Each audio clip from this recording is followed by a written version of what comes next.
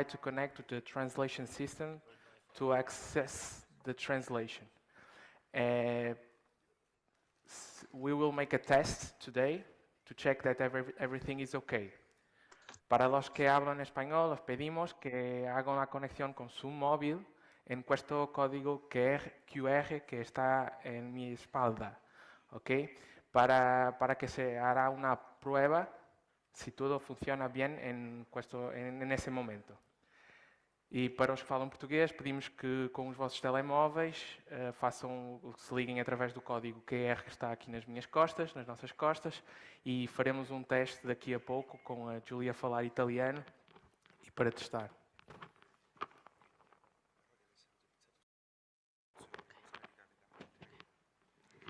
Ok, scusate, piccolo avviso tecnico. Alle mie spalle vedete sempre la password della Wi-Fi che è importante utilizzare soltanto per ascoltare le traduzioni, quindi non ci scaricate file, non fate altre cose perché altrimenti non regge, però potete utilizzarla per ascoltare le traduzioni, ok? Okay, Julie was saying that you also can see on the screen the Wi-Fi password that allows you, with the Wi-Fi Grand Valdoco, that allows you to connect to the internet, of course, to access the translation platform. Está el password en el ecrán para que se puedan conectar a la Wi-Fi para poder acceder al sistema de traducción. Está aqui no ecrã, password para que possam conectar-se à internet e, claro, para aceder ao sistema de tradução. Ok, Grande Valdoco, 31 de gennaio de 88.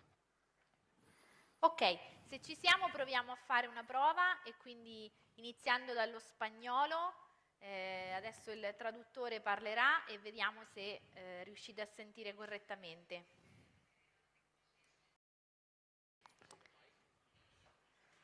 Ok, buongiorno a tutti per spagnolo, bene? Dateci un cenno, ok, lo spagnolo c'è. Il portoghese, vediamo se... Portoghese. Buongiorno, se il portoghese si sente. Il portoghese sta molto bene, grazie. Perfetto. Lo fa in diretta Silvio. Ok. Inglese, vediamo se gli inglesi ci sentono. Sì? Okay. No? Ok, English. ci dicono di no, sì? Sì, ok, si sente. Il francese, vediamo se la traduzione francese si riesce a sentire bene. Ok. Se qualcuno ci dà un C'est cenno. bien pour le français? Perfetto. Parfait. Bene, possiamo iniziare? Sì, credo. Ok. Una piccola animazione, ok? E questa è conosciuta di tutta la gente, ok? Con me. Che non canto molto bene, ma... ok. Aram sam sam, guri guri guri guri, aram sam sam, guri guri guri guri, aram sam sam, aravi, guri guri guri guri, aram sam sam, aravi, guri guri guri guri, aram sam sam. Bene? Ok? Più veloce? Ok. Tutti dovete farlo, eh? Esatto, tutti. Don Angel, tutti. Aram sam sam, guri guri guri guri, aram sam sam, guri guri guri guri, aram sam sam, aravi, guri guri guri guri, aram sam sam, aravi, guri guri guri guri, aram sam sam. Ok? Più difficile. Aram sam sam, guri guri guri guri, aram sam sam, guri guri guri guri, aram sam sam, aravi, guri guri guri guri, aram sam sam, aravi, guri guri guri guri, aram sam sam. Ok, bene. Bene, un applauso, facciamoci un grandissimo applauso. Ok. Ieri noi abbiamo iniziato questa giornata di spiritualità ascoltando la presentazione della strena dal suo stesso autore, ossia il nostro rettore maggiore. E oggi, per ricordare i momenti più belli della giornata di ieri, ci è stato donato un bellissimo video che adesso guarderemo insieme.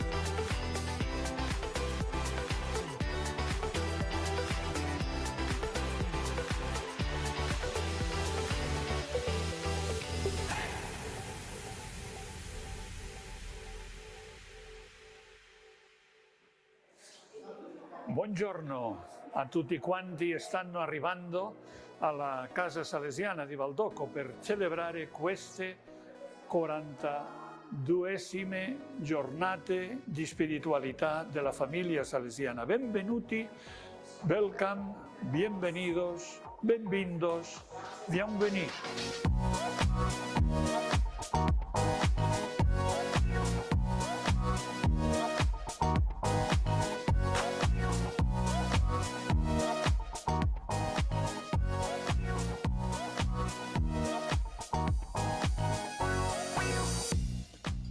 Io sono the USA, New Jersey. We come here for the feast and we have so much amore in our hearts. Io sono Suor Monica Belgarda, sono di Haiti e sono venuta a partecipare alle giornate della famiglia salesiana. È la mia famiglia da tanti anni che amo moltissimo e allora vengo per incontrare gli altri membri e anche arricchirmi di più sulla spiritualità salesiana.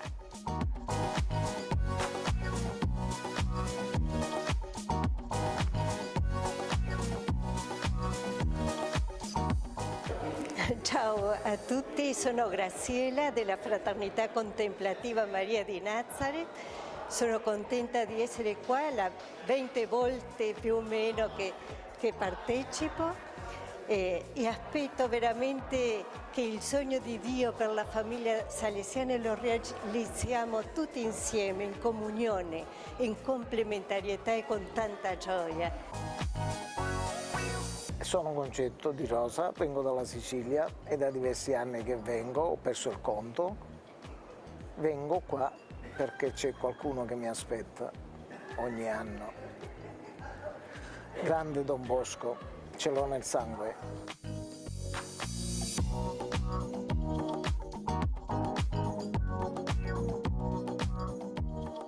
Il sogno di Don Bosco ci fa sognare.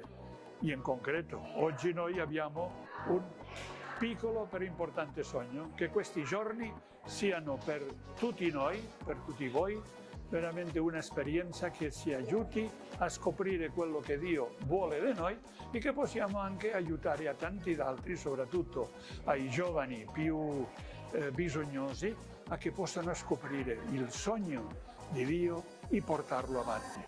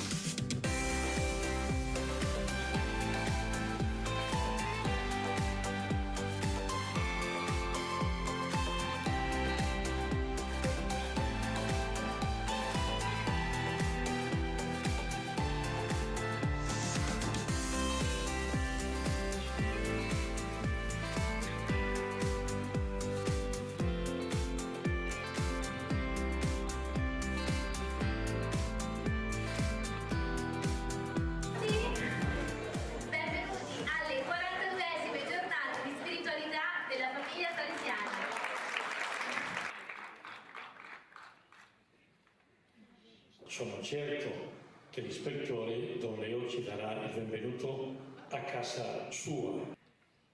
Carissime e carissimi componenti della famiglia salesiana, Eminenza Reverendissima, Don Angel, Madre Chiara, tutti i presenti. È per me un grande onore darvi il benvenuto qui a Valdocco, nella casa di Don Bosco. Apri il nostro cuore a Cristo, sostieni il nostro impegno in questa società.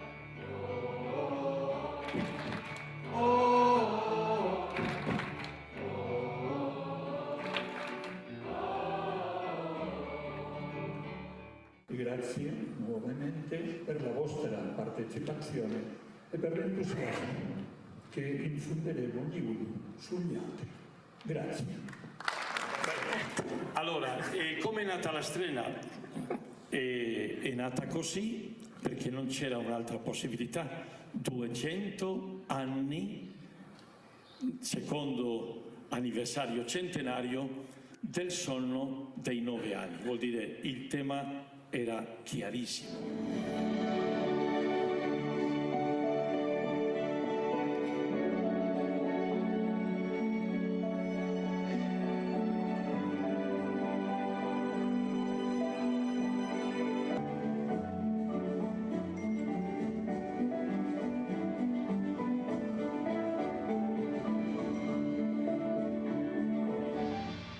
È vero che sarà l'ultima, un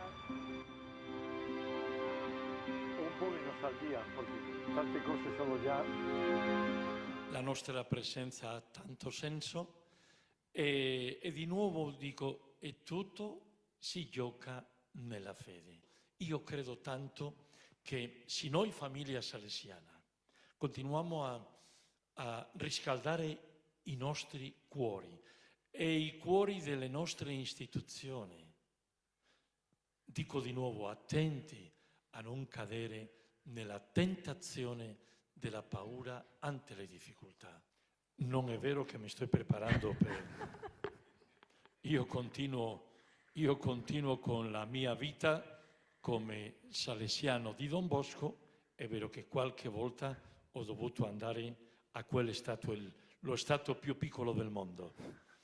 Soltanto questo, però lo dico perché sembra che sto preparando una strategia. No, l'unica strategia, continuo a dire, la fede nel Signore Gesù, servire agli altri, essere prudente e buono sempre e basta.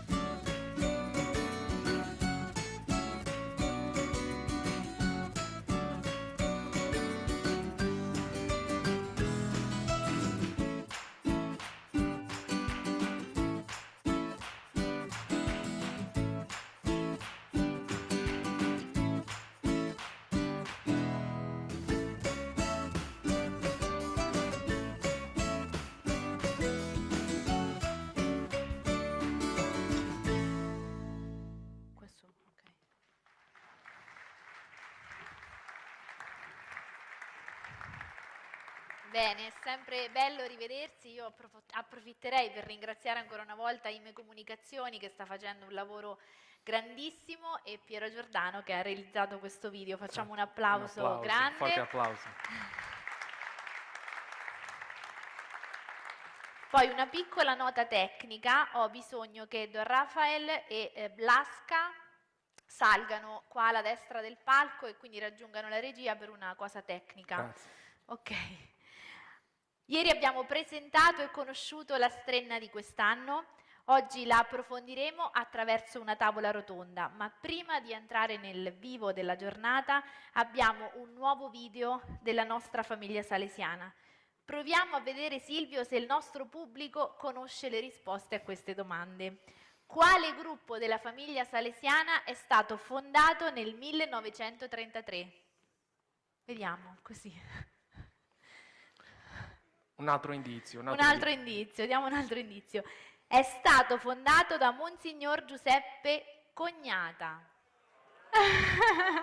Ok, qualcuno alza la mano. Sì, sono le Salesiane Oblate del Sacro Cuore di Gesù. Conosciamo meglio guardando i loro video. Un applauso.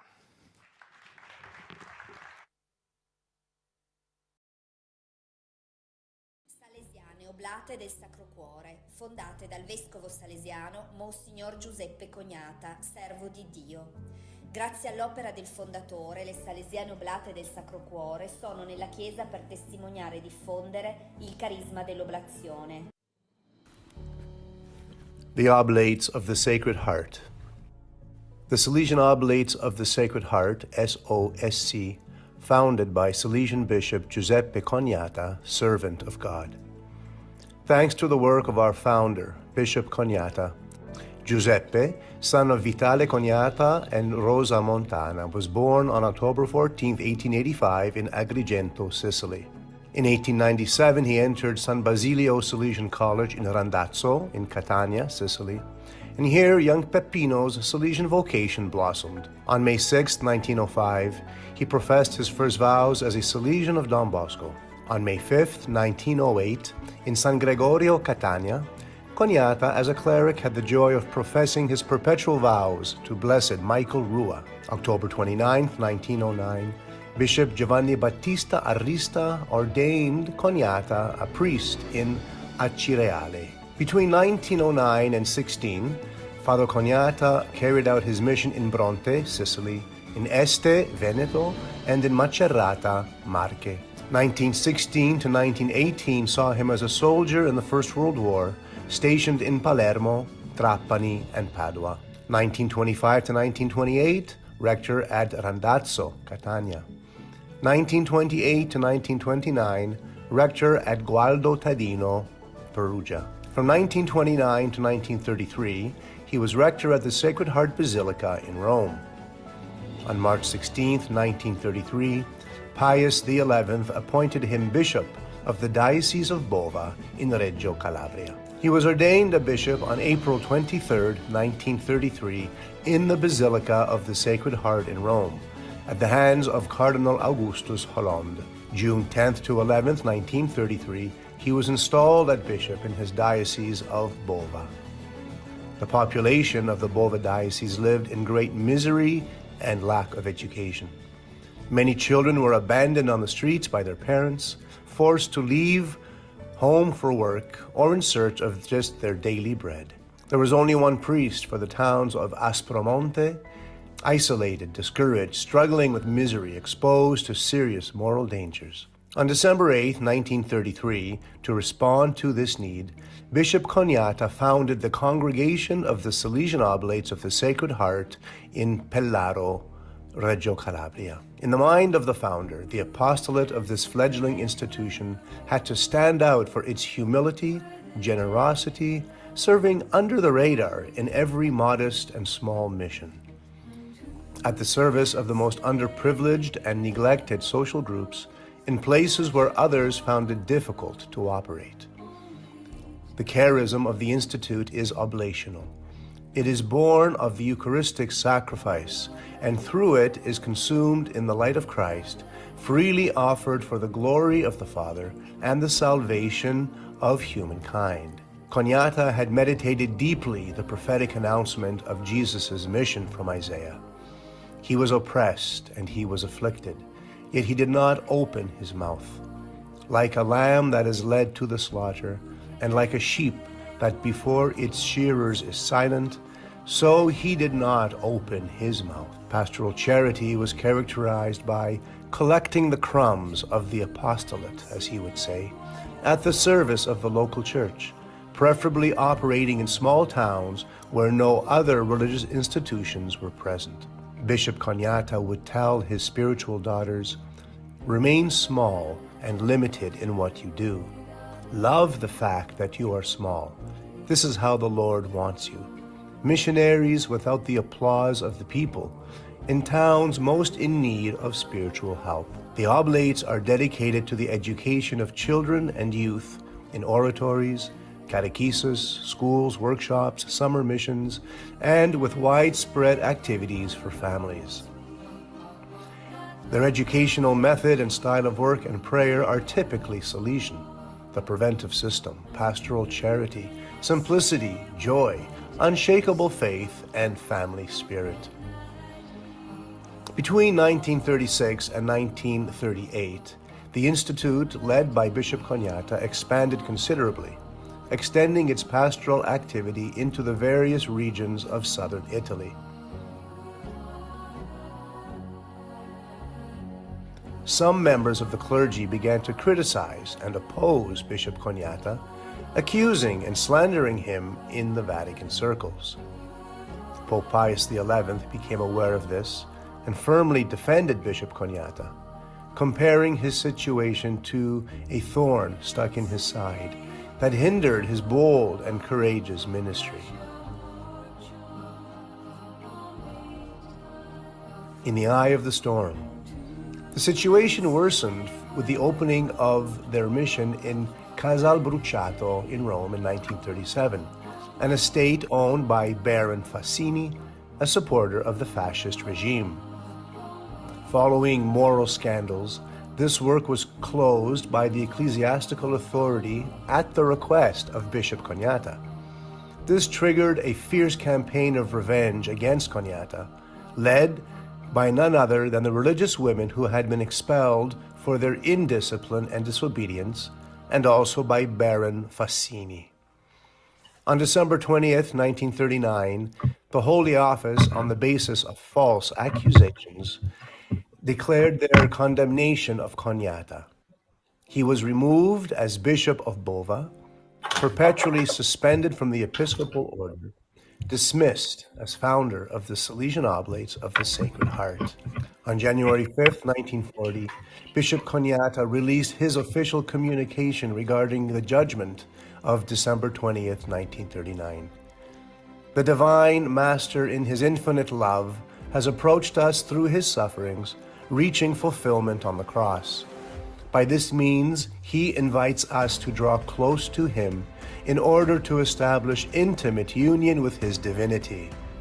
For 12 years, between 1940 and 1952, Kognata was welcomed into the Salesian houses in Trento for 1 year, and then 11 years at Rovereto. Between 1952 and 1972, he resided in the Salesian house of Castello di Godego in Treviso, where he would remain until his death. Throughout these years, he found Bishop Antonio Mistrorigo to be a good friend and defender of his innocence. Per crucem ad lucem. On April 8, 1962, Pope John XXIII reinstated Kognata to the episcopal order. On August 6, 1963, Pope Paul VI assigned Bishop Kognata to the titular seat of Farsalo in Greece. Between 1963 and 1965, Kognata participated in the Second Vatican Council. On July 22, 1972, he died in Pellaro in Reggio Calabria, the place where the Salesian Oblate missionary movement had begun.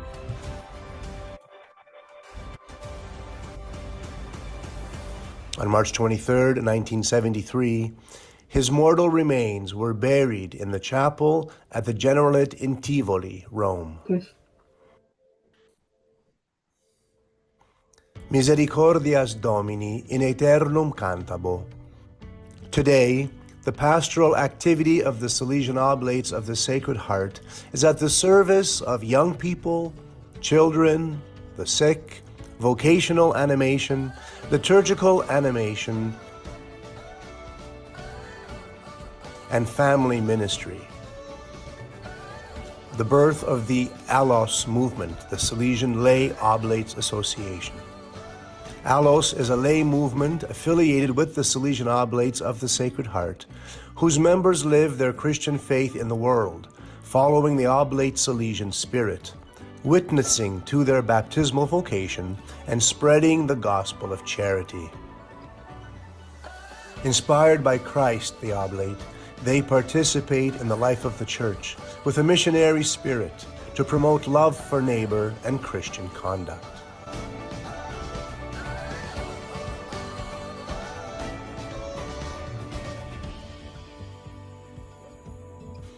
On October 14, 1985, the centenary of the birth of the founder, the Oblate women arrived in Bolivia.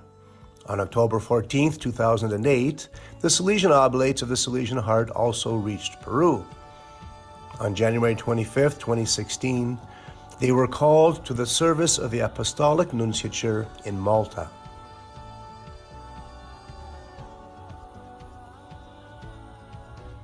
April 15, 2020, the Congregation for the Causes of Saints announced that the Holy Father, Pope Francis, had given his consent to the opening of the cause of beatification of Bishop Giuseppe Cognata, SDB, Bishop of Bova. December 12, 2020, saw the opening of the diocesan inquiry in Tivoli, Rome. October 1st, 2020, the diocesan inquiry was concluded at the shrine of Our Lady of Fatima in Rome. A hymn of thanks goes up to the Lord for this first milestone. Our joy will be complete when the Church officially raises Bishop and Founder Cognata to the honors of the altar. We close with this quote from Bishop Giuseppe Cognata. "Be the aroma of Christ," says St. Paul. "You must spread the fragrance of Jesus around you with a desire for perfection and with the practice of the virtues dearest to him, humility and gentleness." Ammetto che le domande me le hanno suggerite, però credo che queste giornate siano un'ottima occasione per conoscere sempre meglio la nostra famiglia. Ora siamo pronti per entrare nel vivo di questa giornata. Come dicevo prima, quest'anno approfondiremo la strenna con la tavola rotonda in cui 4 nostri invitati ci aiuteranno ad approfondire 4 aspetti di questo sogno che ci fa sognare. Hai detto bene, Giulia, ma a guidare questo momento non saremo noi. Invitiamo quindi sul palco il moderatore di questa tavola rotonda. Accogliamo con un forte applauso Tullio Luca. Che viene là?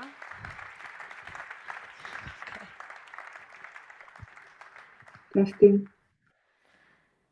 lasciamo ora la parola chiedendoti di chiamare e presentare i nostri 4 invitati della famiglia salesiana. Un applauso di nuovo a Tullio. Grazie a tutti, buongiorno, sono molto felice di essere qui e chiamo subito i nostri invitati che ci introdurranno nella riflessione sulla strenna e quindi chiamo Don Bruno Ferrero, un grande applauso, grazie, eccolo.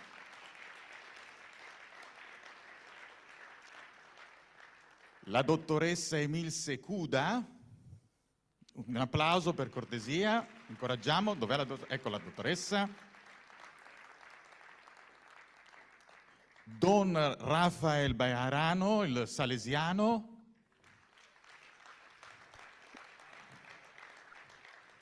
E la signora Blaska Merkak. Un grande applauso perché ci accompagneranno per tutta la mattinata nella riflessione con la strenna. Ecco, meno male, sono arrivate le sedie, ero un po' preoccupato. Diciamo. Eccoci qua.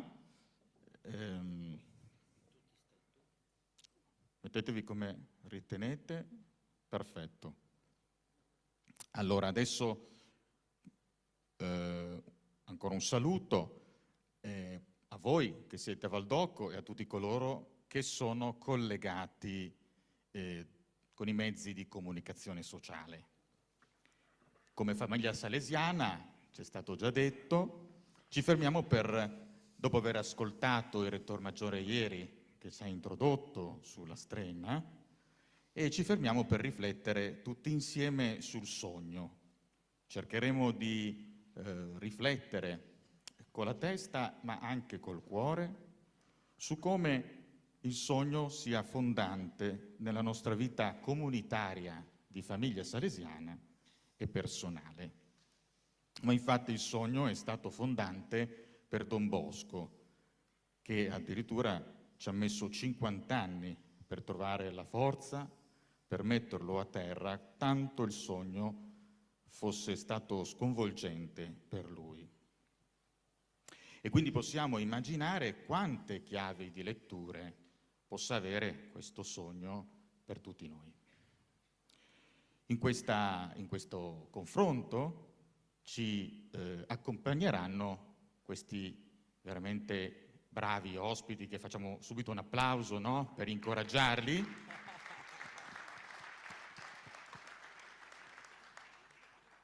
Ciascuno di loro in questo primo momento avranno uno spazio per introdurvi un po' al loro argomento, e per questo motivo do subito la parola a Don Bruno Ferrero. Ora, Don Bruno Ferrero lo conosciamo, però ecco, lo ricordiamo, prete salesiano, attualmente dirige il bollettino salesiano, mensile di oltre 500.000 di copie.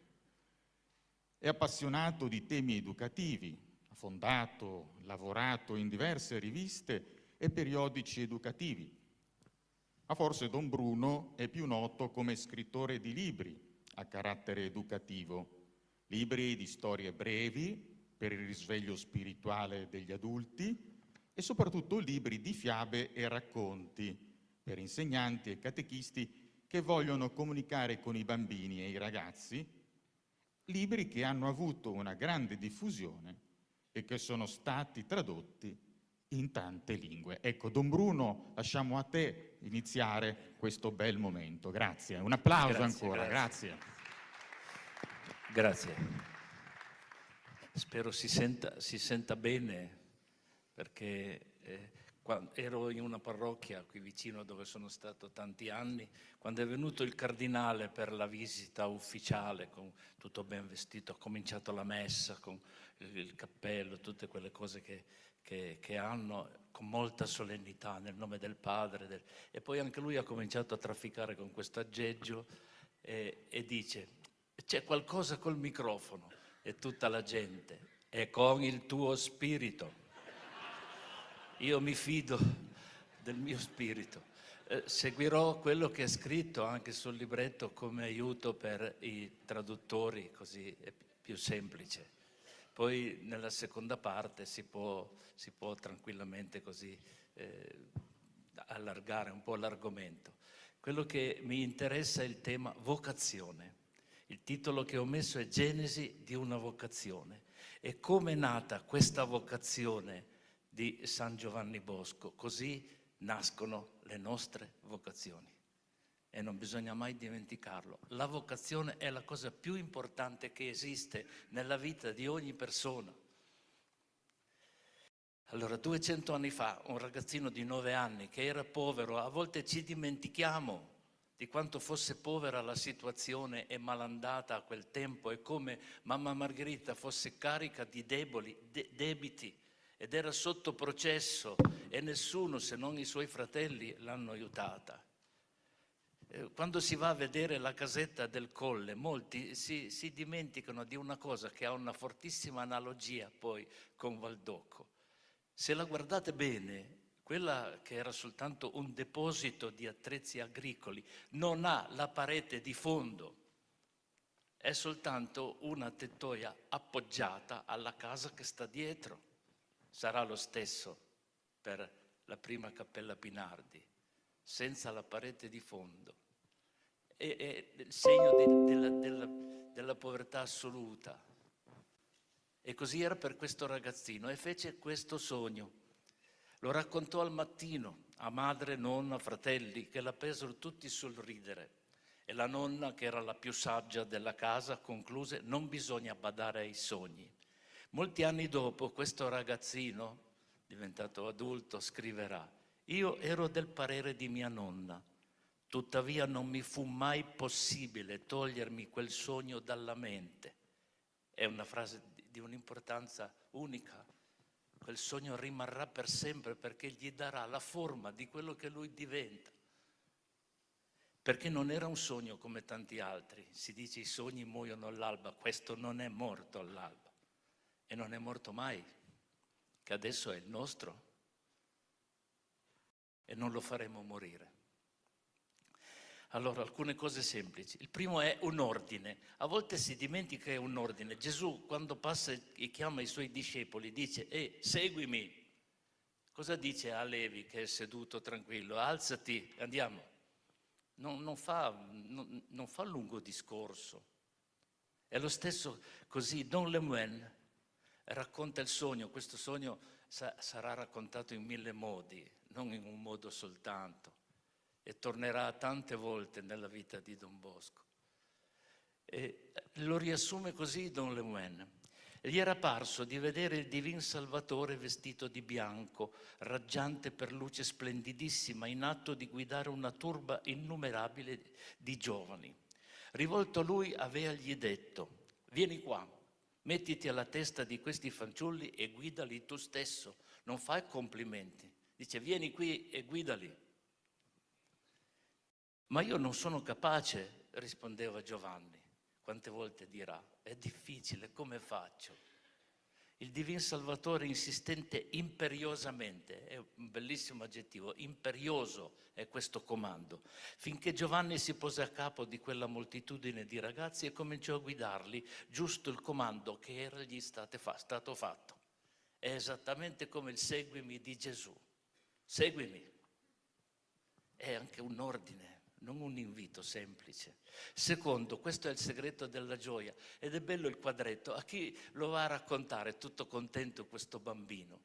Dobbiamo, penso, spesso ricorrere alle testimonianze dei processi diocesani, anche di Gesù, dove persone che l'hanno conosciuto dicono quello che hanno visto e sentito e sono sotto giuramento.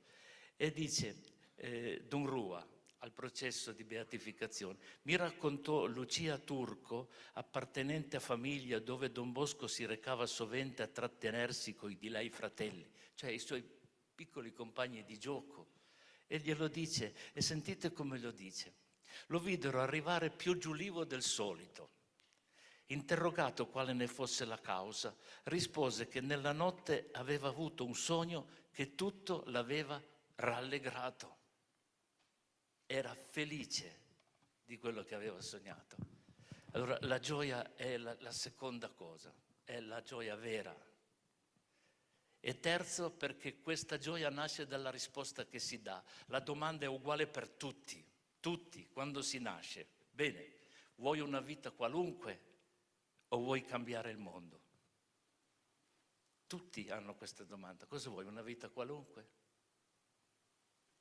Vedremo, Don Bosco cambierà il mondo. Il termine Wonka, il film Wonka, a cui magari mi riferirò anche dopo, alla fine finisce proprio così. Bene, adesso andiamo a cambiare il mondo. Credo che anche un convegno come questo dovrebbe finire così. Andiamo a cambiare il mondo adesso, perché questo era quello che chiede in fondo il sogno. Magari della vocazione possiamo poi ancora parlare. Perché, come dice Frank, c'è il senso della vita, e va bene, quella è una cosa filosofica bella grande, perché siamo qui e dove andiamo, ma la cosa più importante è il senso nella vita, quello di tutti i giorni. E c'è un termometro unico per sapere se abbiamo azzeccato la vocazione. Se quando ti alzi al mattino sei felice di quello che ti aspetta e di quello che devi fare, hai la vocazione giusta. Quarto, è un segno dall'alto. Quando Don Bosco deve fare il documento in seminario per scrivere le ragioni della sua vocazione, ha una frase molto molto bella. Dice: il sogno di Morialdo mi stava sempre impresso. anzi era altre volte rinnovato in modo assai più chiaro. Il sogno tornerà e sarà sempre più chiaro, fino alla fine in quel bellissimo sogno che è quello di Barcellona. Quello è da rileggere tutti i giorni, quanto è bello per quello che significa anche per Don Bosco. Lui aveva benissimo riconosciuto la Madonna e Gesù, non è che si chiedeva ma chi sono quelli che mi hanno parlato. Lui lo sapeva chi gli aveva parlato, l'aveva capito benissimo, però è ancora abbastanza umile, dice io non so però se avrò la forza di fare tutto questo, però non è ancora arrivato a capire che l'ordine è chiaro, ma piano piano lui si fida e va avanti. C'è un quinto elemento, l'assistenza continua. Intesi poi da altri che egli chiese, sempre la testimonianza di Lemoine questa, come farò io ad aver cura di tante pecore e tanti agnelli? Dove troverò i pascoli per mantenerli? È molto intelligente, Giovannino Bosco, e sa che questa è una gran difficoltà. Passerà la vita a cercare il modo di mantenere i tanti agnelli. E credo che molti salesiani oggi stanno facendo la stessa cosa, riuscire a trovare il modo di mantenere tanti, non solo giovani e poveri e fragili che sono sbandati. La signora gli rispose, questo è Heaven told John, quasi il nostro motto. and this has to be really like our motto, do not be afraid, I will assist you. And then she disappeared. Don't be afraid. How many times the gospel tells us, do not be afraid.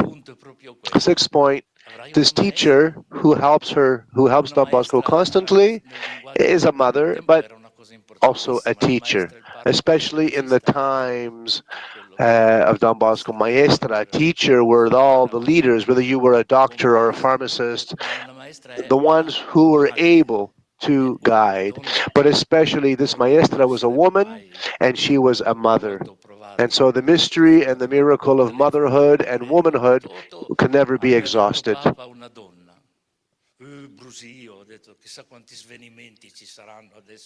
So he's telling a story, the word went around that they voted a woman to be Pope.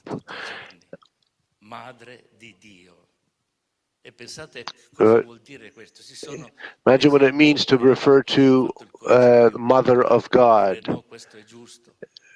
When the council declared Mary the Mother of God, that God had a mother, we're going back to the 4th century. Well, this meaning of Mary as mother, as Mary as teacher and guide of Don Bosco is precisely in her power as Mother of God. And she reveals to Don Bosco not just the mission, but also a method. Never with violence, but with kindness and gentleness, tenderness, just like a mother shows her children.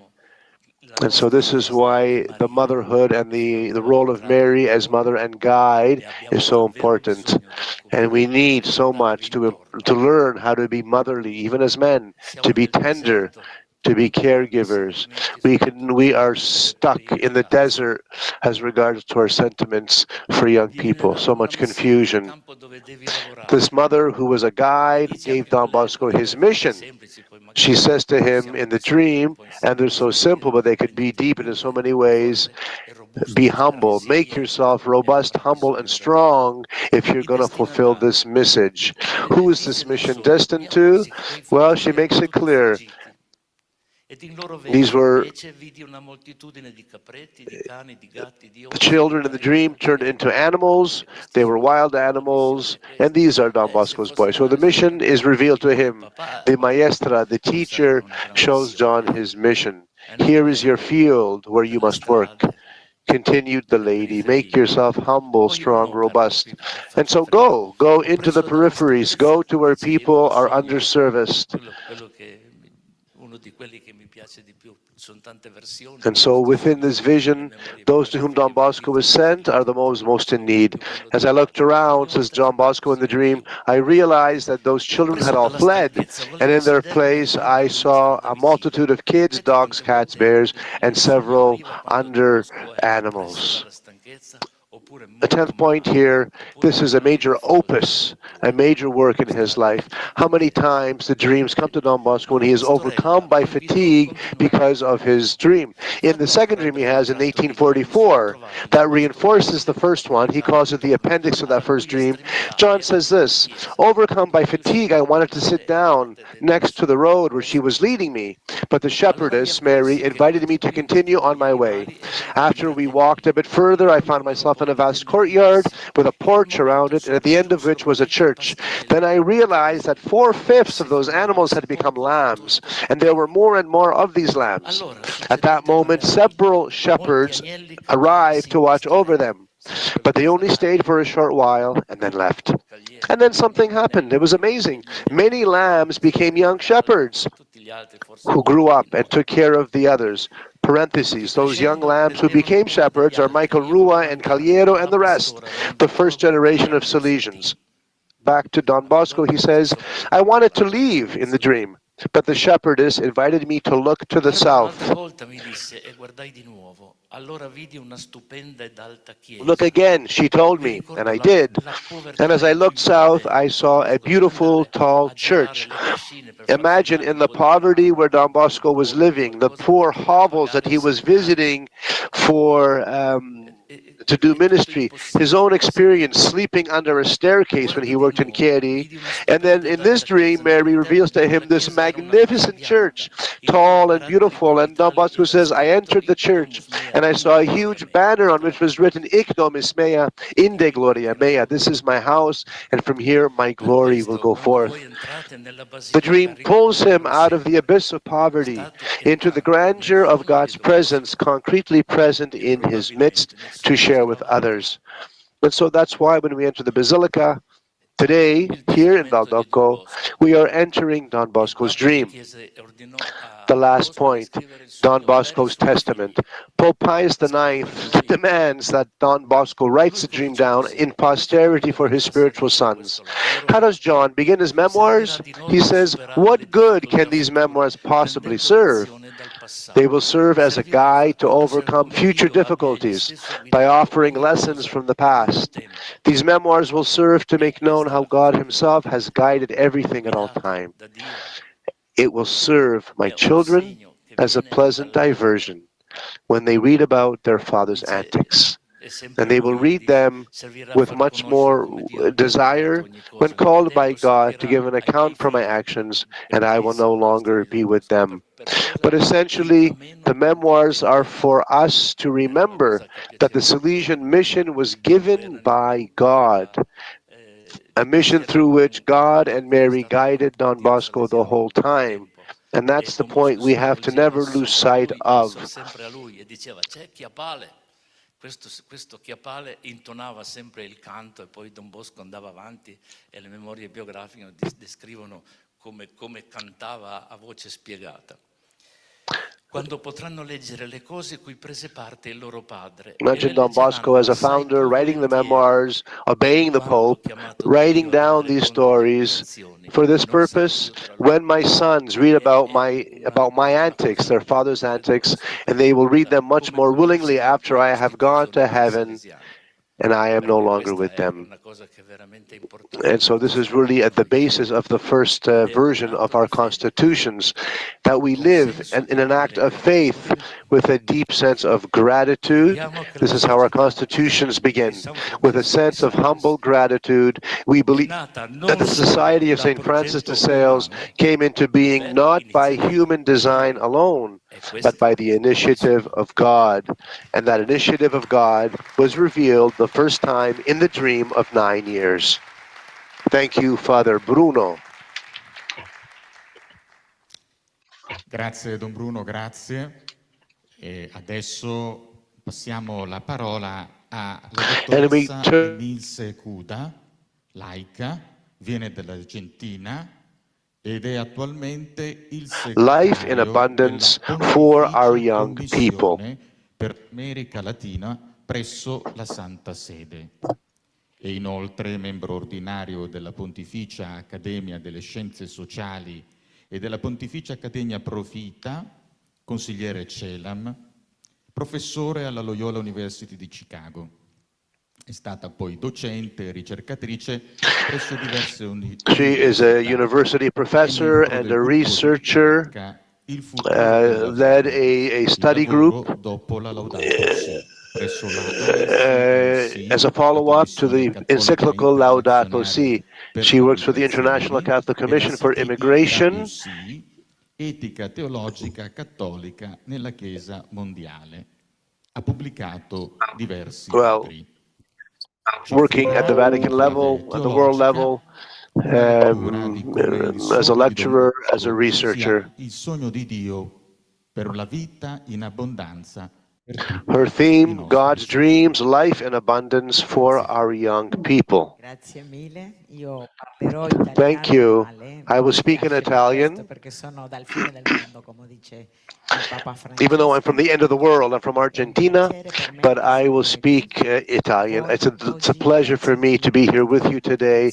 Thank you for this possibility.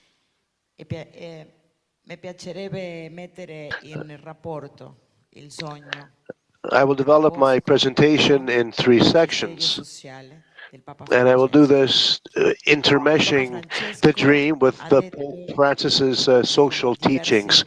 Pope Francis has given us many opportunities through his writings, telling us that we must organize hope. We must organize hope.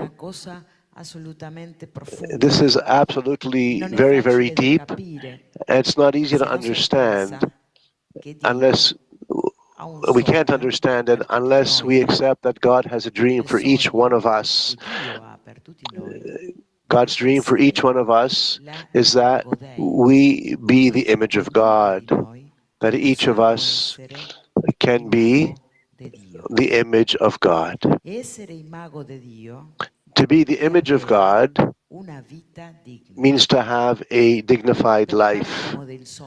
Because we speak about the dream, we speak about the meaning of the dream, we try to concretize the dream. But what is it we're trying to concretize per se? How do we understand what dream is? Can we listen to the dream and understand what our young people are dreaming today, wherever we come from? I have listened to many young people.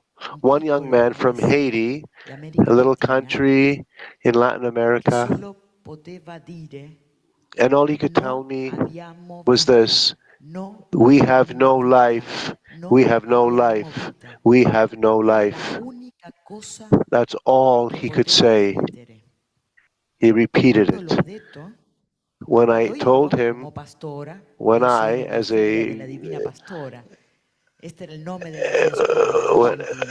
I'm a daughter of the Good Shepherd. I'm a past pupil of that institute in Argentina. And so the sisters of that school taught me and taught us that we have to try to be shepherdesses now of the young. And now I try to do that as a member of the Pontifical Institute for Central America. And so we're trying to put young people in dialogue with Pope Francis. I had begun a process that strove to create bridges for a dialogue between Pope Francis and young people, university students on various continents. First, with universities in America Latina, and then Asia, and then the South, and finally, we will be entering our network with universities in Europe starting in October next year. But in our work in Latin America, there was this young boy I spoke about from Haiti who could say only this: we have no life, we have no life. He had no power even to dream. And yet God's dream is that everyone, even the young in Haiti, have a dream. As Pope Francis says, like he told the young people in Lisbon this summer, all of us, every one of us, has to have a dream. And we can make that dream concrete. What's the dream? Dignity. Our dream is dignity. To have life is to have dignity, not a life that is deprived of dignity. We're not just an animal. We're not a pet. Having dignity is not, having a dream is not just to have enough to eat, but to have a dignified life. This is how we become the image of God. And so this is a central theme that Pope Francis has in his heart when he tells us that we must organize hope to give a dream to our young people. We have to organize their dreams, which means to organize hope. Because hope, like we all know so well, is a virtue, a theological virtue. In the theological virtues, it's a supernatural gift that has the possibility of moving our hearts, moving us to become more like the God in whose image we are made. But today, in the world, this is a question that we must chew on in these days. Today, in the world, who is it that organizes the hope of our young people? Are we sure that we're doing that? Is the school doing that? Is university doing that? Are we sure that we are listening deeply to what the young people are telling us? Are we working to help them organize their hopefulness? Or is there another voice between technology and the virtual reality and consumerism that is taking hold of their hearts and conditioning their dream and directing it elsewhere than to the image of God? Dreams cannot exist in a culture of individualism. Our dreams draw us into community. And so to talk about dreams today is not something romantic. E querida Masogna non parla come un politico di quattro necessità. No? La politica He's not speaking, the Holy Father doesn't speak about the, as a politician. Pope Francis does not speak as a politician. He speaks about four dreams. Four dreams. This is very important because these four dreams move in the heart of a person. The dream that moves a person forward isn't a necessity. It's a dynamism of hope that grows from inside. Muove a unirsi per salvarsi, dice il Papa Francesco. Per questo nostri giovani alla periferia. Pope Francis said that our dreams move us towards others, whether it's in South America or Africa or Latin America. It's the cry of the poor of the earth that don't have a life, that are deprived of hope. How can we understand that this cry of hope that is theirs needs to be organized to deepen that hope? We can't orient them towards a false fulfillment of that hope. The false answers to hope is ideology. Theology, rather, is very different. Theology gives hope in the dream of God. Ideologies take that dream away. And so in his Amazonia talks, he talks about the dream cultural, social, ecological. And so he's calling us to be prophetic, someone who decries and names injustice for what it is, and a prophet who announces a way forward, a way in a spirit of communitarian involvement.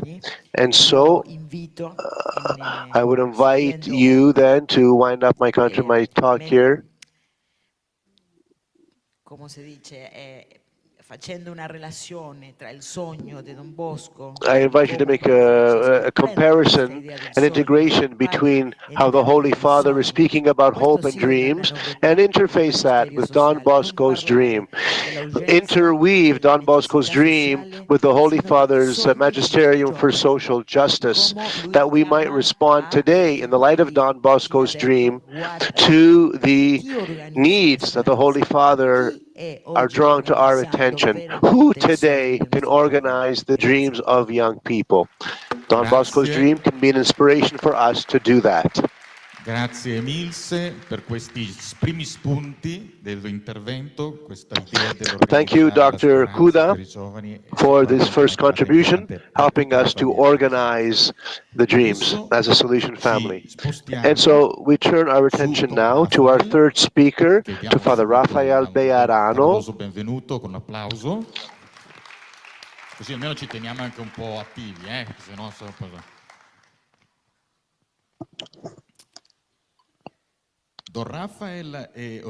Father Rafael is originally from Colombia. He's a member of the youth ministry department here at the General in Rome. And he's responsible for young people at risk. His Salesian experience brought him to work with many young people, lay people, innovating the way we do the region and innovating our outreach within the region for young people on the peripheries. Seeing in the poverty of the young the opportunity for a construction of a plan of action for the integral human development of young people. Today, Father Rafael will offer a reflection on how the dream can guide us not only personally, but also at a community level for each of our family member groups gathered and represented here today, all of whom are dedicated in some way to the youth ministry. So, thank you and welcome everybody. I am also delighted and very honored to be with you today in these spiritual Salesian Family Spirituality Days. I send my greetings to my fellow Roundtable conference givers and all of you who are participating. As Father Bruno said, the dream revealed to Don Bosco a course, and the Holy Mother gave him indications, concrete indications on the mission and on the method, and then the attitude he needs. Make yourself robust, humble, and strong to live this mission. Also, Dr. Kuda called us to help organize the hope of the young. That's what the magisterium of Pope Francis is, to organize the hope of the young. And so our mission as Salesian family members, our spiritual offspring of Don Bosco and our forefathers and mothers, working together not just personally, but also institutionally. And in these days in which we live, remember, each morning, which is now a habit in our spiritual family days, we take time to recognize the work being brought forward by the various groups of our Salesian family, and always we present what the groups do at the level, at the institutional level, and how this work of theirs, this institutional work, realizes a change in the world, in the society in which they work, in the culture where they are present. Because the transformation of the world for the better is what the dream of Don Bosco is about. Wherever we are concretely present and working is where the dream continues to live. And so today, I want to speak about this. What are some of the institutional challenges facing us so that each family of the Salesian family might move forward together in a sense of unity, responding to the challenges of today? A lot of studies have found in this proposal of Don Bosco to be an agenda-setting plan for Don Bosco. That is, make yourself robust, humble, and strong, pointing out the direction of Don Bosco's mission. So today, I would like to propose an update to this plan according to the reality of today's Salesian family, not so much at a personal level, but at a community and institutional level. Since the mission entrusted to us in the law of each institute or group is addressed to its members who make up that corporate group. This is a corporate activity. We are not acting personally within our family members groups. I'm suggesting that we place each Salesian family group that we belong to in the position of John's dream at age 9. And so be humble. Be humble. Humility allows us to detach ourselves from ourselves, to get out of the confinement to which our interests subject us, and to turn our regard towards others, towards our neighbor. As a church, it urges us to go towards the other, as Pope Francis has insisted on so many times, to be a church that goes out, and how he himself has reinforced in the concept of social friendship that accompanies the synodal approach. And so having a sense, a concern for the other, thinking of the other, establishing healthy and inclusive relationships that lead us to give energy to the various societies in which we live as spaces of human warmth. This is social friendship. Humanity has undergone a very difficult process of change of mentality, change of eras, change of policies. The way in which people and peoples relate to each other has also changed. But it seems that the propensity for war, discrimination, xenophobia, the maltreatment and the abuse of those who are different, of those who do not know each other, has not changed in the human heart. How long will it take to move towards a deeply rooted justice and peace for all? What processes still need to be activated in today's world to overcome the hatred that leads us to indifference and situations of violence? This attitude indicates that as a Salesian family, we have the opportunity to evaluate the actions we are taking in our efforts to evangelize, and an opportunity to engage in a proper interpretation of the context in which we find ourselves, where we as a Salesian family is putting our focus and our energy, also our resources, because they are limited. The Salesian family seeks to respond to the needs of young people and communities in the different forms of suffering that affect them. For this reason, it is worth opening a dialogue between the language of setting links to the Church's social doctrine and the proposals and discourses with which civil society seeks to interpret and respond to the problems of marginalization. The expression social friendship manages to reduce the gap between these two worlds, the world of faith and the secular world, which seems to have no common ground. Talking about social friendship in Salesian terms leads us to consider first the people we meet every day in the personal face-to-face encounter with an elderly person, man or woman from our neighborhood, or with a young man or woman whose attitude towards life seems indifferent to us, but whose eyes reflect a deep need for accompaniment, or when we observe some difficult contexts in which many children may make their way in life. There we discover the sacred space made of real people, which give us the inspiration to accompany these real people in strengthening their personality. And we do so not only as individuals, but as institutions that offer an interdisciplinary perspective that comes from the gospel. And so this is the heart of being humble, coming out of our comfort to be present to others who are in need, helping young people develop in a supportive environment. Point number 2, be humble, be strong. Be strong. What does it mean for us as a Salesian family to become strong as an institution?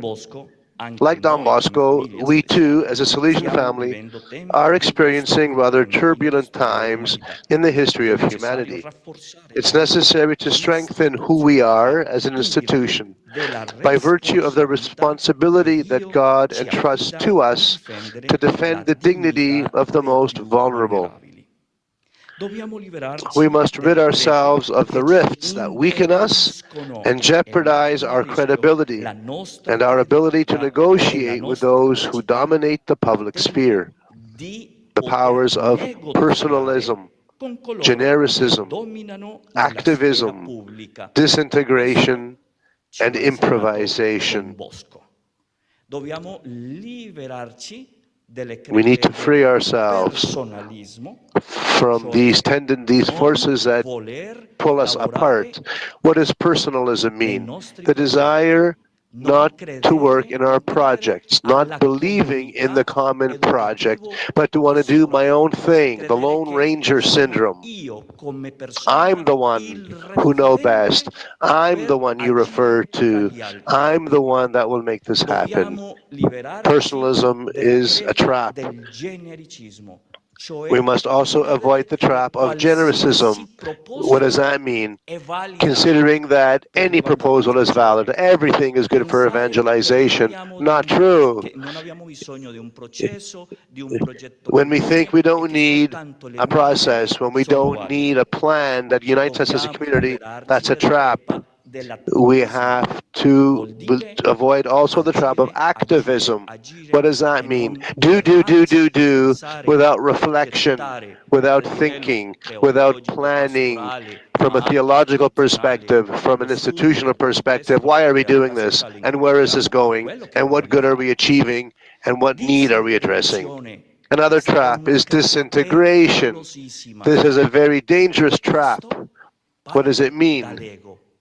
Well, it's the trap of the ego in our communities, within our structures, within our institutions. We see religious members, we see consecrated members, committed lay people who perforce have to work in little groups, but not in a team. And so we separate the work. And so let's separate the project. You do this, I'll do that.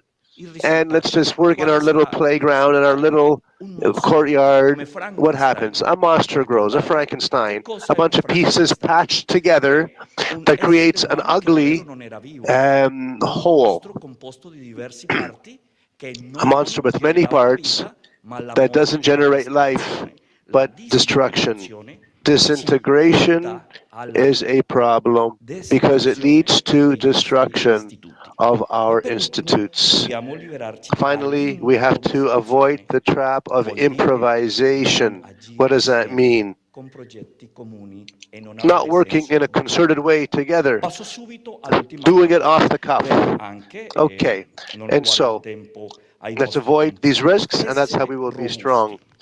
Let's move to be robust or be rogetic. A robust and energetic approach to the Salesian family as an institution today called for if we consider that changing wolves into sheep requires managing our pastoral wisdom, making our proposals systematic. We manage every day, every aspect of our life, the meals, our interpersonal relationships, and so we need to also manage the knowledge we have. We have to organize our knowledge, organize what we do and why we do it. In different groups within the Salesian family, we are very good, we are very intelligent, but maybe we're not so good at expressing what we know and how we do it. Much of articulation fails because we don't have the capacity to organize and our experience and give order to our educative experiences.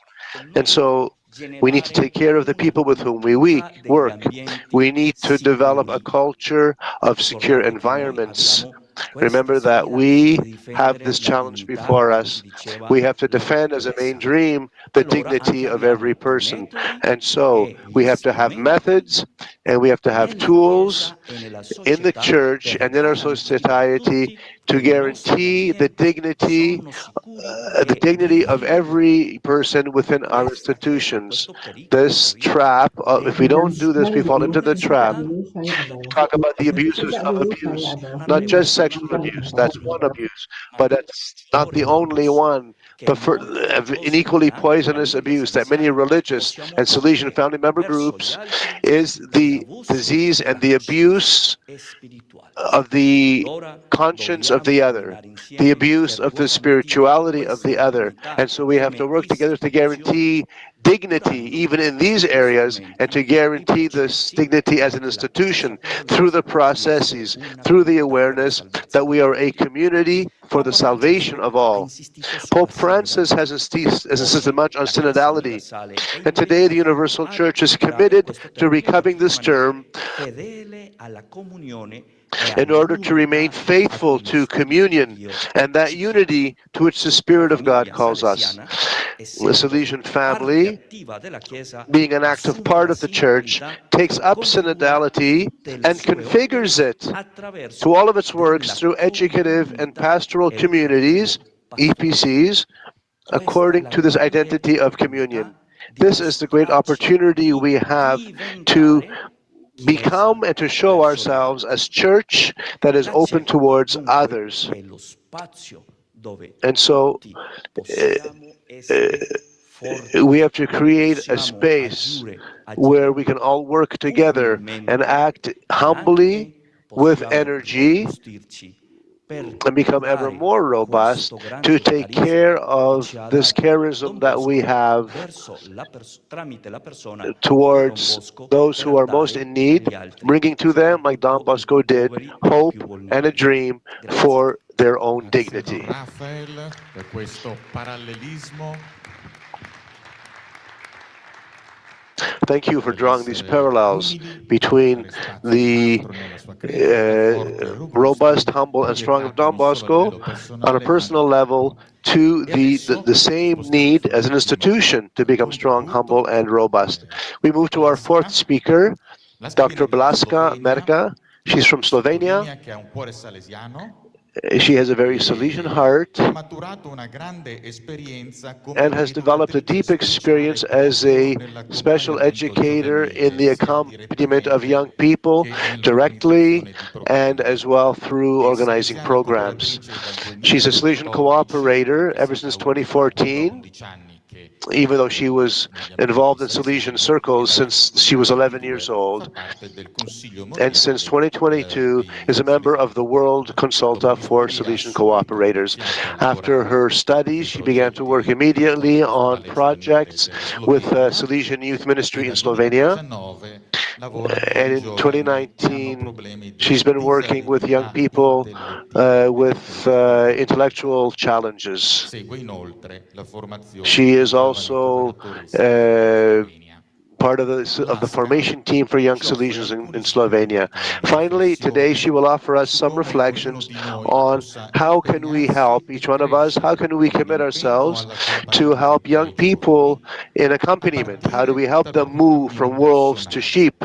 What does it mean to accompany young people in their journey of maturation? Per diventare agnello e infine pastore. Grazie Blaska. Primo, mi scusi, io non parlo italiano. Ma c'è la traduzione. So she says, I don't speak Italian. Excuse me. She's going to speak in English, so see you later. Hello, everyone. So, as mentioned, I will share my own experience of Don Bosco Dream, how I transformed personal and also during my work with young people and how I see the work with young people today. I would like to share 5 points, not 2, 5 points, what I recognize that were and are important in my work, in my life. So first is the word change. I'm just going to tell you a little bit about my background that you're going to understand better. I come from a traditional Christian family of 6. We are 4 children. And in my family, we went to the Mass only on Sundays, sometimes on Sundays. And of course, at Christmas and Easter. And my parents, even if they didn't encourage us or go with us to the church, they said that we should go to catechesis until the confirmation. And then we are free to go. We don't have to go to the church anymore. At first, I didn't understand this. I was around 10 years when they told us this. And everything changed. This is the word change. When I was 11 years old, one of my friends invited me to summer oratorio that was prepared by sisters. And it was this kind of oratory that we slept there the whole week. This program was 3 weeks.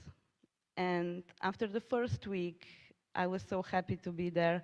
It was the first time that I heard about Don Bosco, about Mary, help of Christians, because I only know Mary. And also the first time that I met the sisters. And it was so strong, this experience, that I went home and I begged my parents to let me go to another week also. And because I can be really stubborn, and I was fighting like the wolves in Don Bosco dreams, they let me go. Not only the second week, but also the third week.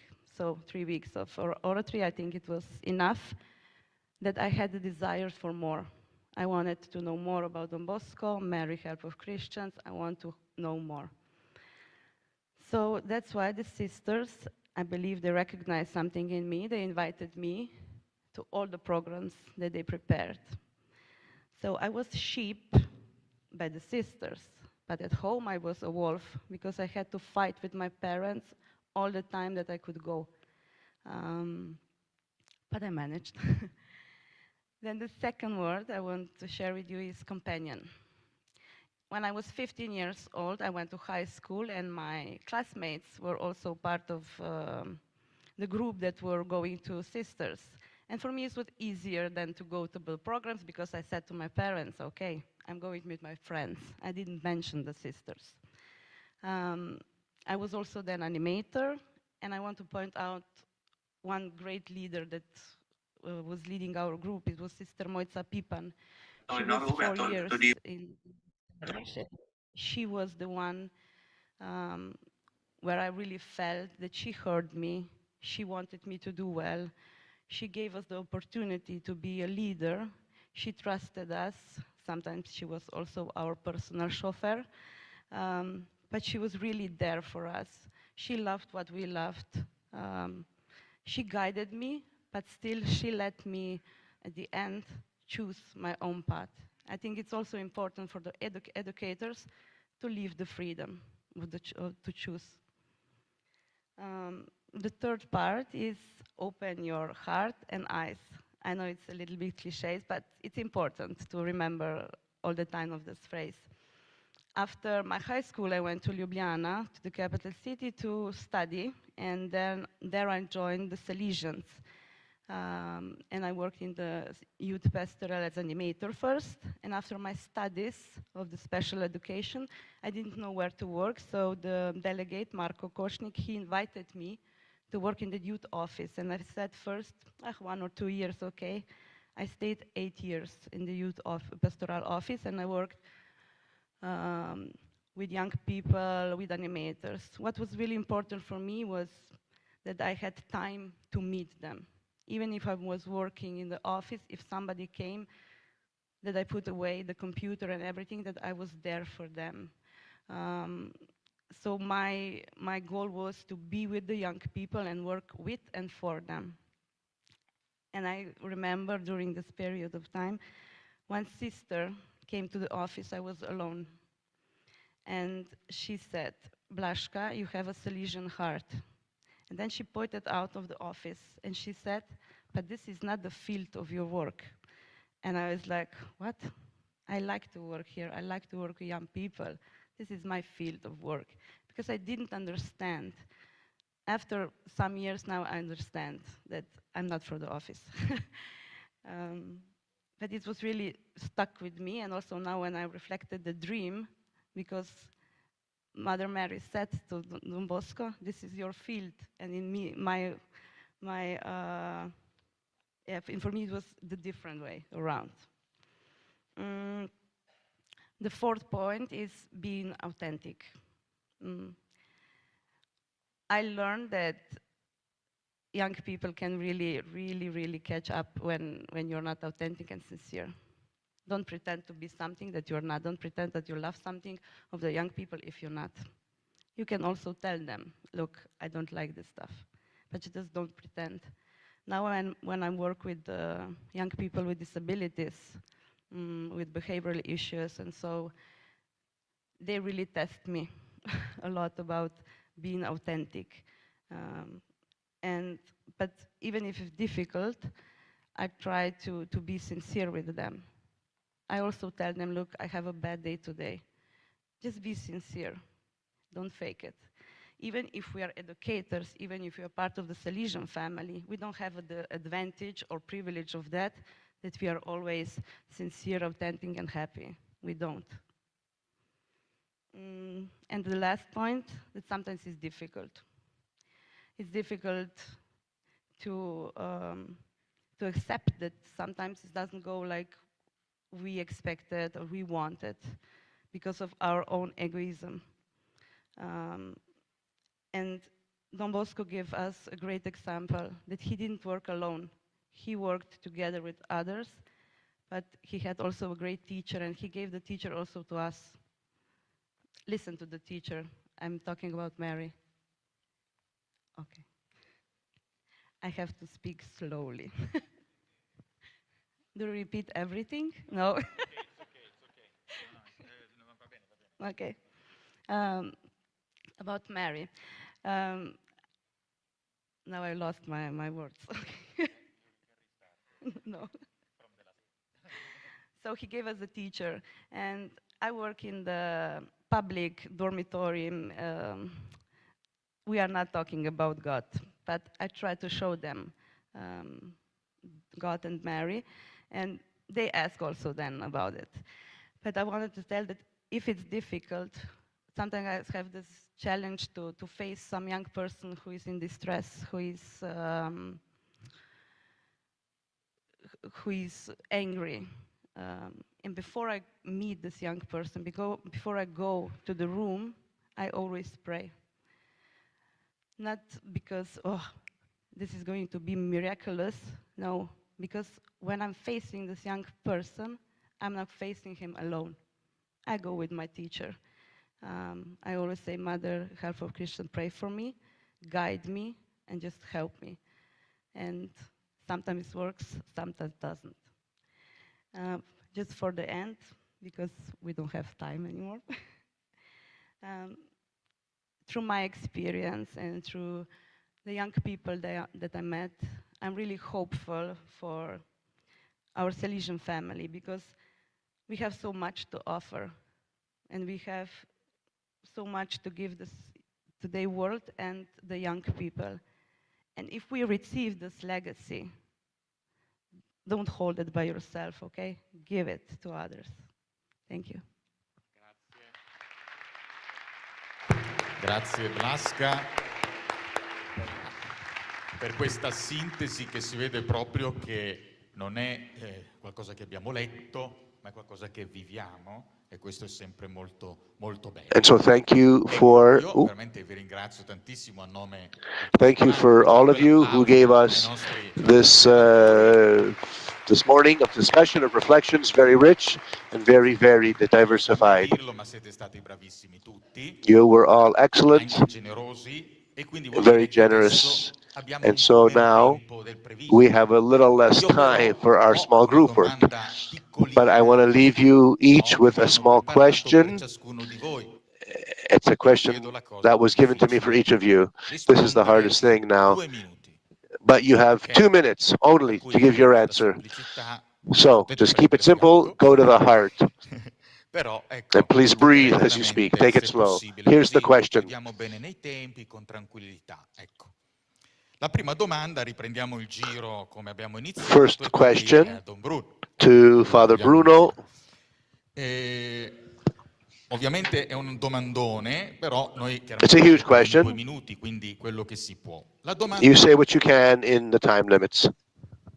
Ma alla fine di tutto, at the end of it all, cosa è la vocazione? What is a vocation?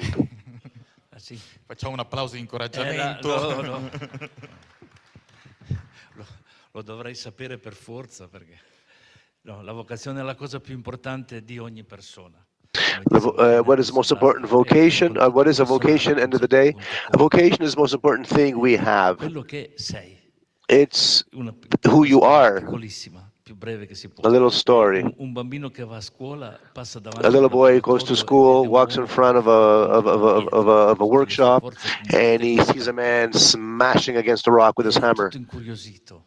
And the boy, all curious, says, every time when he passed by a few weeks later, instead of the stone, there was a beautiful lion. And so the boy asked the artisan, "Sir, how did you know that there was a lion inside?" Well, that's an image for vocation. In each one of us, there is a lion, and the lion is the vocation. The vocation is the sculptor. The vocation is what draws out of us who we are, what we feel like we need to be. Not just a vocation to priesthood or sisters, but it's every person who has a vocation, and that's what makes you happy. What we need to search for in life most of all, especially for those who are educators, is to help young people discern their vocation. And every child, even the one who seems more far away, most inaccessible, imagine what beast of a vocation might abide within that young person's heart. Vocations are there. And Don Bosco was a great sculptor of vocations.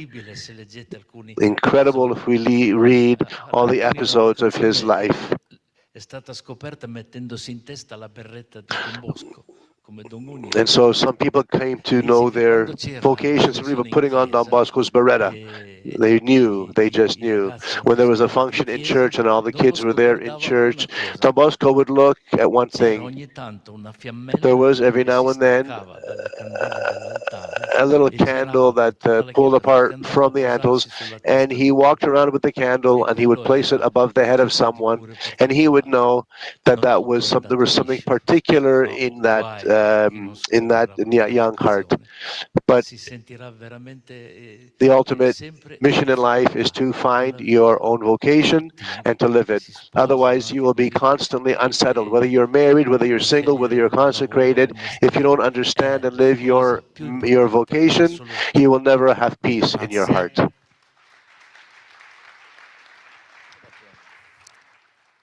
Ed ora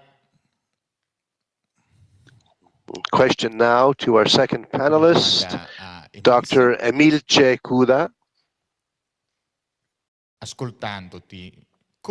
Listening to you, I have to ask, how does Don Bosco's dream enter into social justice for young people? Pope Francis, on January 8th this year, gave a beautiful talk to the diplomatic corps at the Holy See.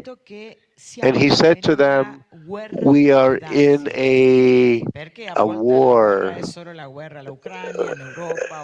not just the wars we know about from the news and in Ukraine, the Middle East, and Somalia, but he says, we're in some kind of a war, I can't make out the word, but we're in a particular war that targets, in a special way, young people.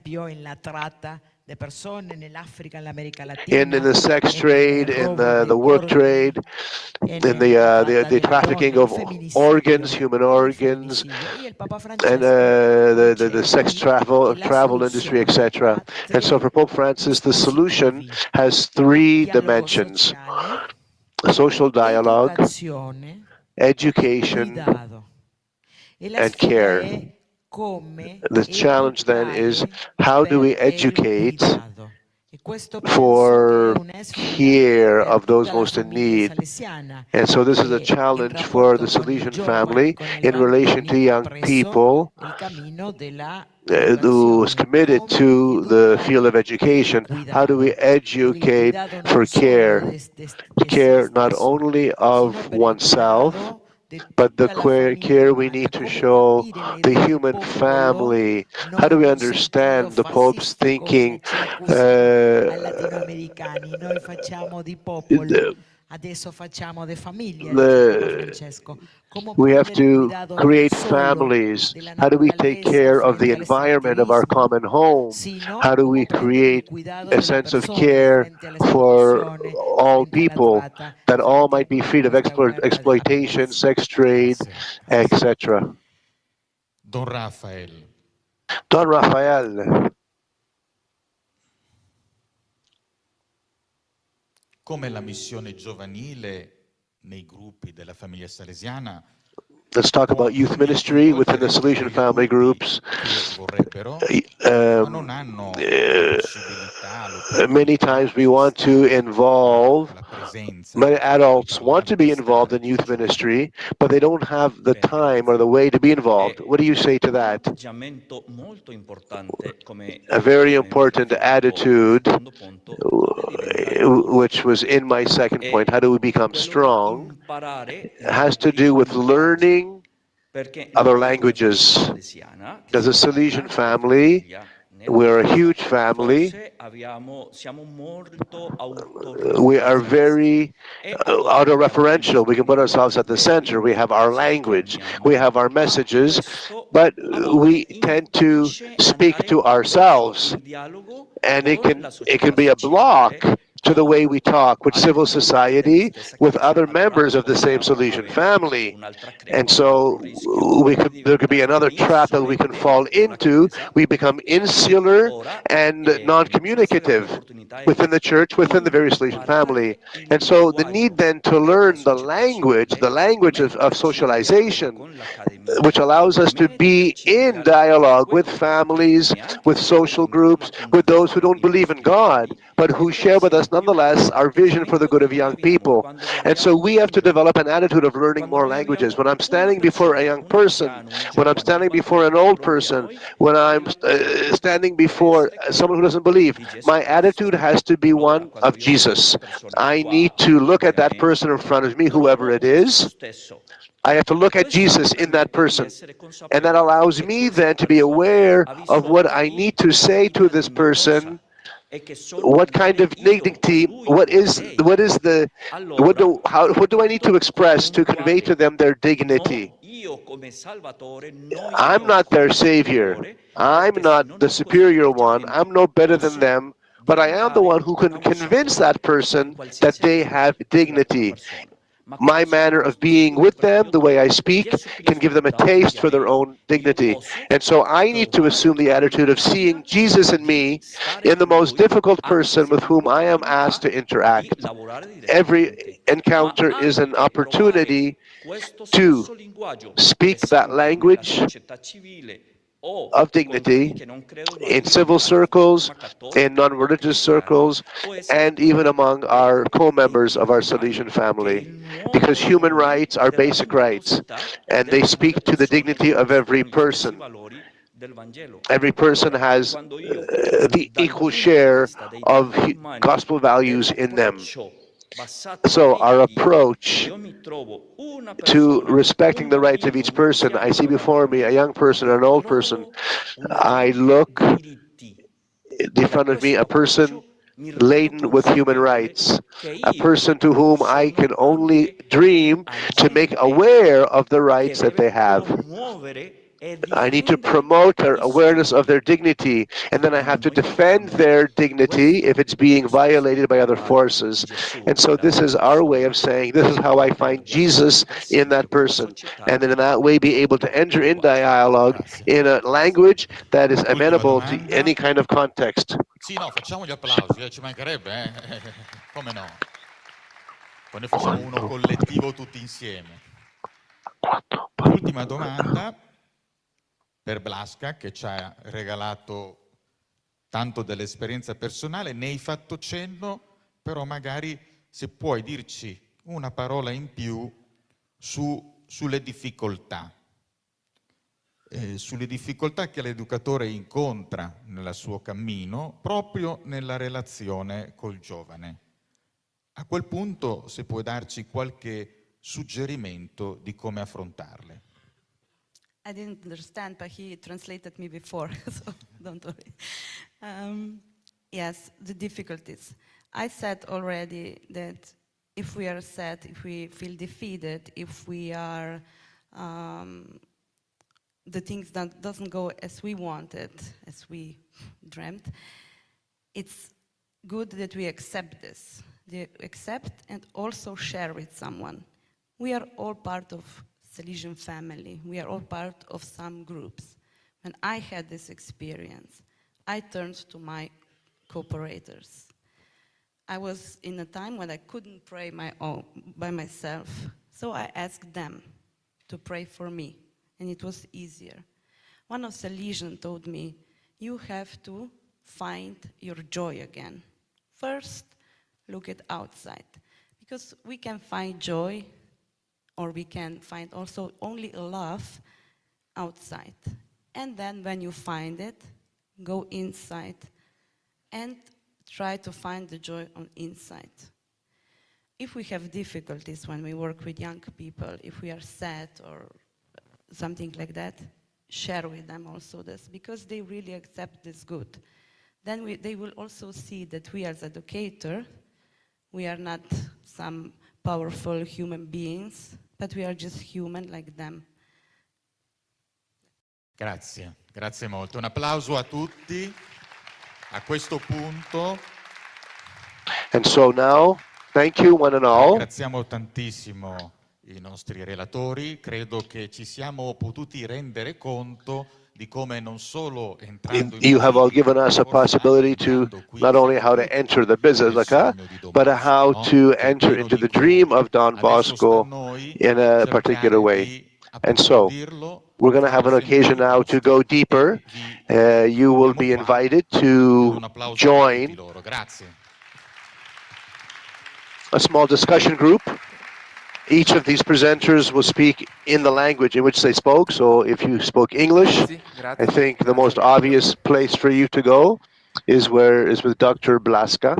The translators will not be part of the next session. So you need to go to a group that speaks in a language that you understand. So final words of thanks to Tullio for moderating the panel and for the four speakers who presented. The vocation of each of us is God's dream for us. And so God communicates with us even through our dreams, which at times can be difficult to interpret right away, but because we have to train our hearts, we have to learn to be humble, robust, and strong.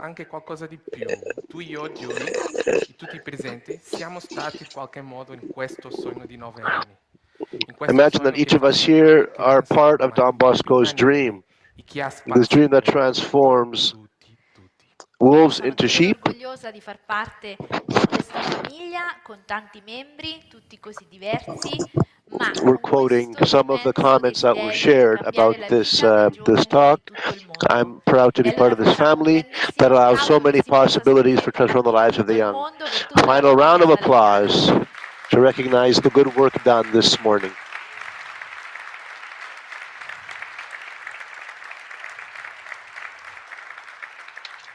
Una famiglia così bella e così grande, e con questo applauso lanciamo un altro video di un altro gruppo. We're going to watch another video now from the Salesian family, which is the past pupils of the Salesian sisters.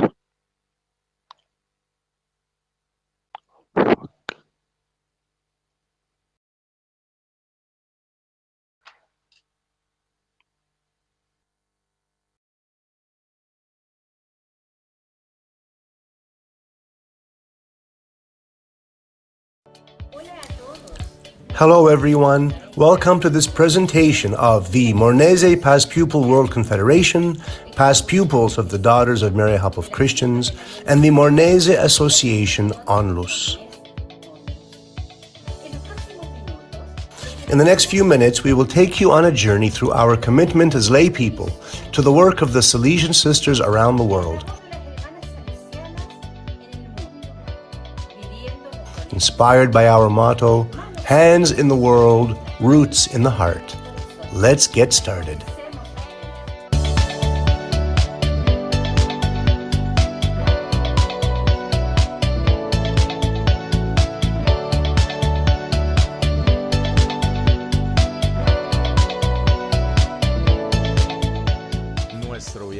Our journey begins with the Mornese World Confederation of Past Pupils of the Daughter of Maria Help of Christians, founded in 1908 by Father Rinaldi.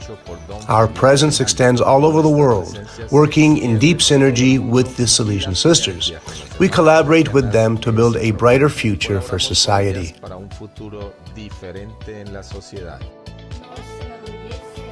We are proud to say that we not only assist the Salesian mission, but we also actively participate in it through the Mornese Onlus Association.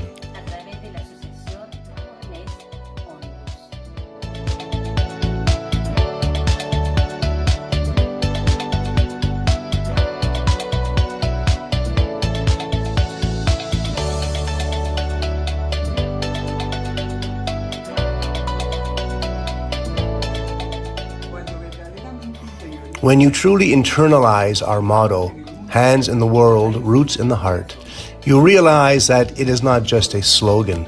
It is a call to action, to be a force for good in the world. Our partnership spans all continents and cultures. We are active on multiple fronts: education, healthcare, social services, and human rights advocacy. We work closely with our sisters. One of the missions we have is to help young people through... One of our missions is to help young people through scholarships, mentoring programs, and workshops, following Don Bosco's preventive system. But it's not just about classrooms. We are also deeply engaged in community development projects, providing clean water, working with youth, women, and families to help them develop their full potential, and creating safe spaces for those in need.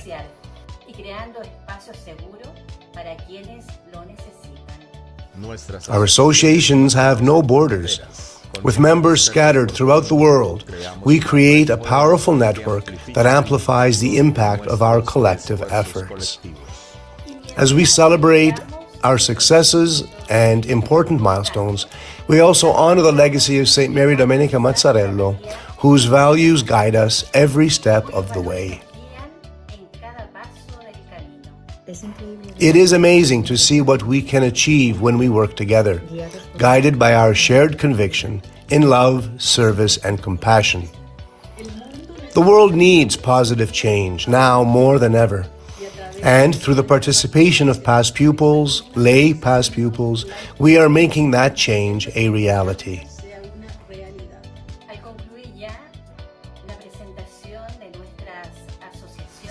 Our involvement in the Mornese World Confederation and Association of Past Pupils is not just a commitment. It is a lifestyle.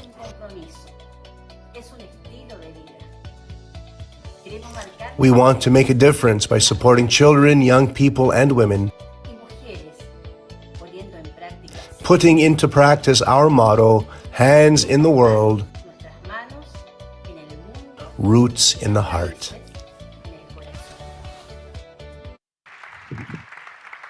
Bene, questo applauso lo continuiamo ancora più forte perché siamo salesiani e quindi vogliamo far sentire, no, la spiritualità dell'allegria che ci insegna Don Bosco.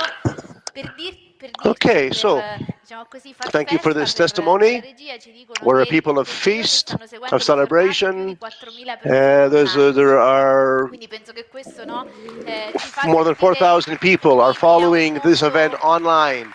And so good on us for being able to create this experience together for so many people around the world. From Torino, we are reaching the world. Okay, I have to tune out, folks. I'll be back later. Vorremmo fare qualche avviso, attenzione. Sì, allora adesso faremo qualche avviso, quindi lo dirò lentamente in modo che tutti possano comprendere e i traduttori possano spiegare bene. Chiamo intanto Don Manolo qui sul palco perché ci aiuta un po' per i luoghi. Adesso ci sarà un piccolissimo break. Alle 11:30 ci sarà la possibilità di ritrovarci con i relatori della tavola rotonda a seconda delle lingue di appartenenza in vari spazi della casa. e quindi gli italiani e i francesi avranno la possibilità di ascoltare Don Bruno Ferrero qui in teatro, quindi questo è semplice. Don Bruno Ferrero si fermerà in teatro, lingue italiano e francese. Don Rafael invece sarà alla Sala Cocco, adesso Don Manolo ci spiegherà dove si trova, e qui italiano e portoghese. Buongiorno a tutti, per raggiungere la Sala Cocco basta salire al primo piano, quindi uscendo dal teatro si gira leggermente a destra, c'è una porta, una scala, e quando si sale al primo piano si trova lì la Sala Cocco, molto facilmente. Ok, con Emilde invece nella Sala Don Bosco e la lingua è lo spagnolo. Sia la Sala Don Bosco come la Sala Zigliotti, di cui ci parlerà dopo, si trovano nel cortile di Don Bosco di fronte alla Basilica. Quando siamo accanto alla statua di Don Bosco, Basilica a destra, le sale con nomi di rettori maggiori a sinistra. Ok, infatti con Blasca, lingua inglese, ci troveremo proprio nella Sala Zigliotti. Zigliotti, ok. Zigiotti, ok. E quindi lo ripeto, Don Bruno Ferrero si fermerà qui in teatro, lingue italiano, francese. Don Rafael, la Sala Cocco, italiano e portoghese. Emilde, Sala Don Bosco, lingua spagnolo. Blasca, Sala Zigiotti, lingua inglese. Ok? Grazie. Grazie Don Manolo. Prego, molto gentile. Grazie. Un applauso. Il secondo avviso, attenzione, dopo il pranzo sono previste visite ai luoghi salesiani. Per aiutarvi con le indicazioni per questo momento chiamiamo a Don Michael. Don Michael? Una curiosità, Don Michael è anche uno dei nostri traduttori che stanno facendo un lavoro molto impegnativo. Facciamo un applauso a loro per farci vivere meglio. Per tutti i traduttori. Grazie. Tutti i traditori. Bene. Esatto. In breve, dunque per queste visite, e poi faremo nelle varie lingue, no? Esatto. Sapete, abbiamo organizzato, no? Avete iscritti voi stessi nel gruppo che volete visitare, di partecipare. Prendete magari il badge e notate l'ovale più lungo, indica la visita che farete. Mi raccomando, per rispettare le guide e gli ambienti dove andiamo e voi stessi che avete scelto, andate a quella visita. Siamo in 400 quasi e se non ci dividiamo secondo quello che è previsto non si vive bene. Allora, vado avanti in italiano? In English. So the English group is very easy. What I'm talking about is the afternoon visits. There are only 2 English groups, so it's Più easier. lentamente ci dicono, un po' più lentamente. Slowly. Okay, English people, we're talking about the groups that you're going to have for your tours after lunch. There's only 2, either the Barolo Oratory or the museum. The message I'm giving is simply this. After lunch, we will go out for those visits. In the courtyard, there will be signs to tell you where to go. If you're in the museum group, you go to the museum and look for your group name with the leader who is there. If you're going to the Barolo, I will meet you near the bar Barolo, okay, in the courtyard. Okay, pour ceux qui parlent français, il n'y a qu'un groupe, donc c'est très facile. Vous allez, vous aussi, au musée, sous le portique, parce que le père Adolphe vous fera la visite là-bas. Puis, i portoghesi. Sono un gruppo. Dunque, anche loro vanno al museo. Ok, somos um grupo apenas, os portugueses, e vamos, de acordo com o que está no nosso crachá, para o museu. Bene, los hermanas di idioma spagnola. Ok, para... C'è 3 gruppi. 3 grupos. Museo, andate al museo. Los que van al museo, se van al museo. Gruppo sotto il porticato. È sencillo. L'altro gruppo che fa Cotolengo. Altro gruppo a Cotolengo. Presso l'ingresso del museo missionario cioè presso il cancello grande del cortile. Vanno al museo missionario che sta cerca del patio. Okay. Se siete nel gruppo Basilica, se stanno nel gruppo che dice Basilica, il gruppo si trova all'ingresso laterale presso Versilia e Caravaggio. Ok, sí, los que están con ese grupo de la Basílica se encuentran en el lado de la Basílica junto de las estatuas de Versilia y Caravaggio. Bene? Per gli italiani, il gruppo più è numeroso, dunque mi raccomando, fedeltà alla scelta fatta.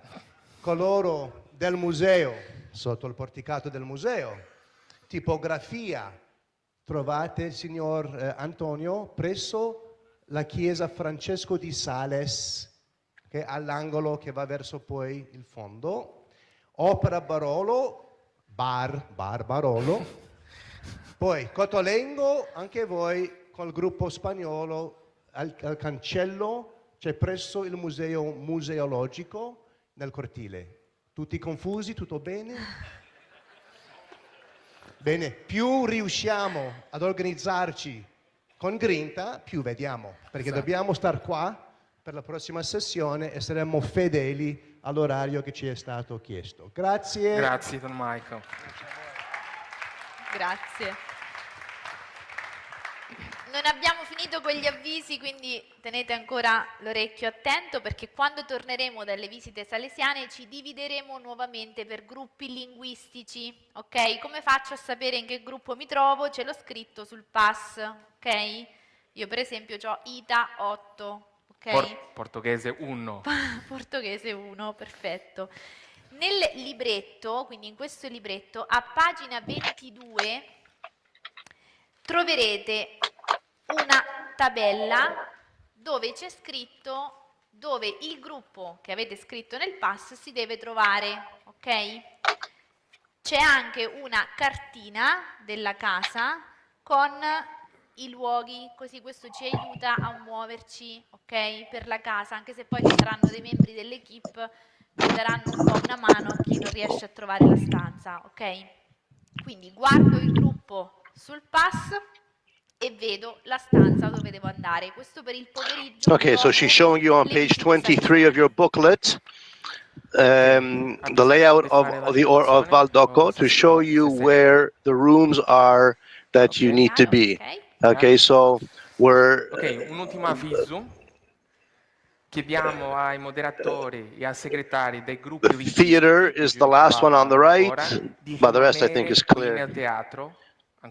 The rooms where you have to go for your sessions now are going towards the south end of the courtyard, moving towards the reception desk, the row of buildings moving along the east side of the courtyard. Okay, beyond the Don Bosco statue, all of the rooms with the names of the rectors major are there. That's where the next session is. Tutto bene? Vi auguriamo, esatto, un buon proseguimento di giornata e vi salutiamo. Buon proseguimento. Bye bye. Adios.